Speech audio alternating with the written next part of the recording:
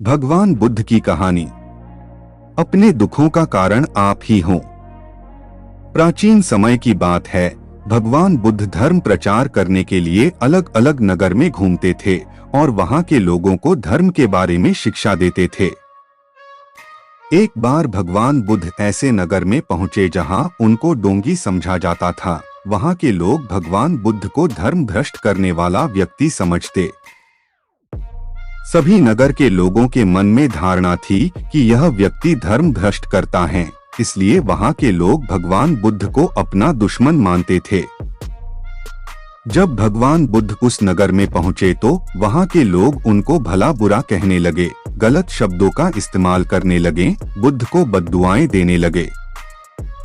भगवान बुद्ध सभी लोगों के अपशब्द को बड़े ध्यान से सुन रहे और बिल्कुल शांत लग रहे थे, मानो ऐसा लग रहा था कि बुद्ध की बातों पर उनका कोई असर नहीं पड़ रहा है।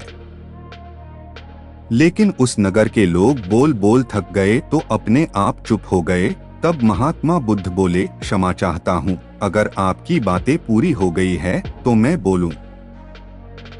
यह सब देखकर वहां के लोग आश्चर्यचकित रह गए। एक आदमी बोला, महाराज, हम आपका गुणगान या तारीफ नहीं कर रहे हैं, हम आपको भला बुरा कह रहे, गालियां दे रहे हैं, और आप इतने शांत और प्रसन्न दिख रहे हैं। क्या आपके ऊपर इसका कोई असर नहीं पड़ता? तब भगवान बुद्ध बोले, आप गालियां दे रहे हैं या अपशब्द बोल रहे हैं, इन सभी शब्दों को मैं स्वीकार नहीं कर रहा हूँ।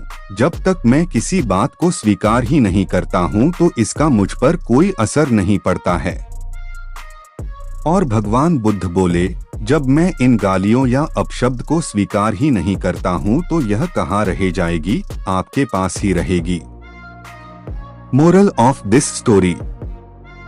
दोस्तों, भगवान बुद्ध की इस छोटी से कहानी से हमें बहुत बड़ा संदेश मिलता है, क्योंकि अधिकतर लोग दूसरे की बातों को सुनकर दुखी रहते हैं और अपने दुखों का कारण दूसरे लोगों को मानते हैं।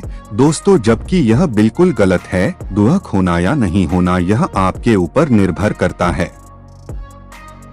आप दूसरों की बातों को स्वीकार करते हैं या नहीं करते हैं। आप दूसरों की बातों को किस तरह से देखते हैं, यह पूरी तरह आपके ऊपर निर्भर करता है।